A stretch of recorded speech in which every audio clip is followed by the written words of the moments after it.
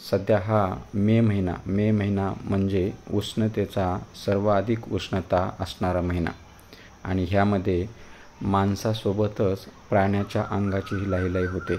एवढ्या मोठ्या प्रमाणावरती उष्णता मे महिन्यामध्ये लागते.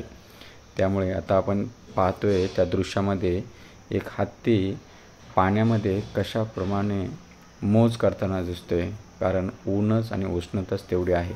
आपण एकंदरीत पाहिलं तर हत्ती पाण्याच्या बाहेर निघायला तयार नाही, एवढं त्याला उष्णतेमुळे त्रास होतोय आणि तो उष्णतेमुळं पाण्यामध्ये मौज करताना आपल्याला दिसतोय.